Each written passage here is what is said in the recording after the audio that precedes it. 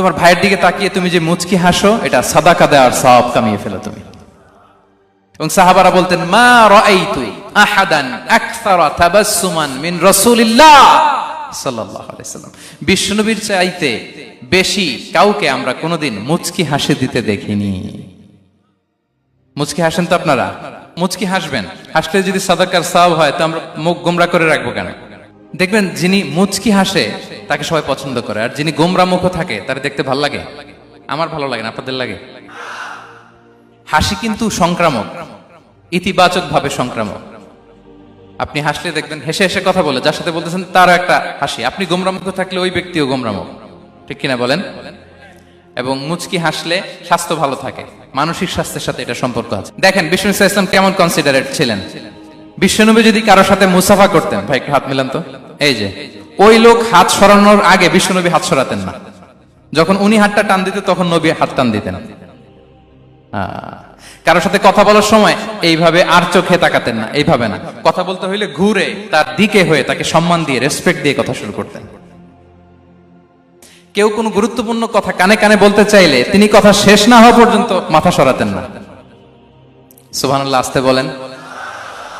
আল্লাহু আকবার, আল্লাহু আকবার।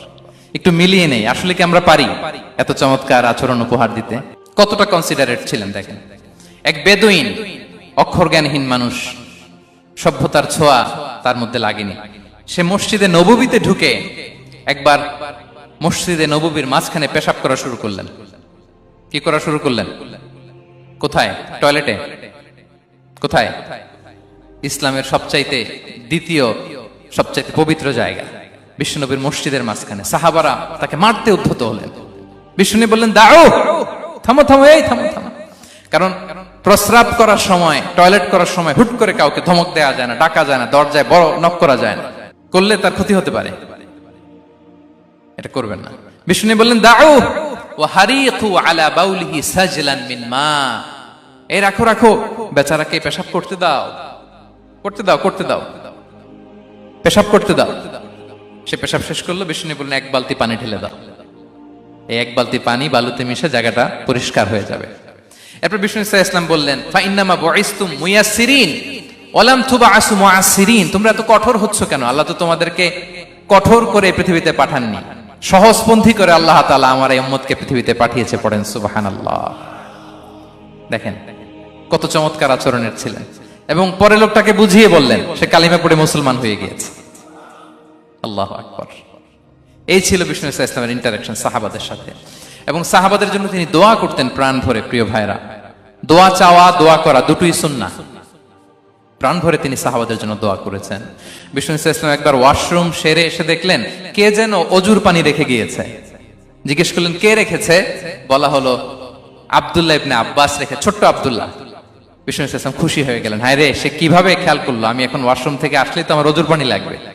খুশি হয়ে একটা দোয়া করলেন তার জন্য। তিনি বললেন, আল্লাহুম্মা ফাক্কিহহু ফিদ্দীন ওয়া আল্লিমহু তা'ওয়িল। মানে হে আল্লাহ, আপনি তাকে দ্বীনের জ্ঞান দেন এবং কোরআনের ব্যাখ্যা তারে শিক্ষা দেন।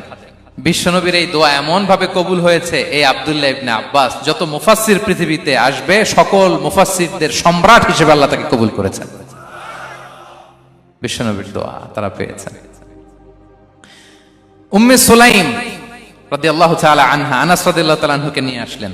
বললেন, নবী হে, আপনি এসেছেন, আমরা যে এত খুশি মদিনাবাসী, সবাই দেখে আপনার হাতে কিছু না কিছু হাদিয়া দেয়। আমি কি দিব? কিছু দেয়ার নাই, কিছু দেয়ার নাই। আমি গরিব মানুষ, আমি আমার নার ছেঁড়া ধন, কলিজার টুকরা আনাস, আমার শিশু সন্তানটারাই আপনারে হাদিয়া দিয়ে দিলাম। খুয়াইদিমুকা আনাস। নবী হে, সে আপনার ছোট্ট খাদেম হবে, আপনার কাজ করে দিবে। উদুল্লাহ আলাহ, আপনি তার জন্য একটু দোয়া করেন। বিষ্ণুনবী দোয়া করলেন। কি দোয়া করলেন? আল্লাহুম্মা আকসির মালাহু ওয়া ওয়ালাদা।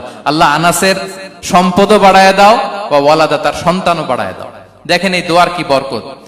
এই দোয়ার বরকতে আনাস বলে, মদিনাতে যত খেজুর বাগান ছিল সবগুলো খেজুর বাগানে বছরে খেজুর হতো একবার, কিন্তু নবীর দোয়ার বরকতে আমি আনাসের বাগানে খেজুর হতো বছরে 2 বার।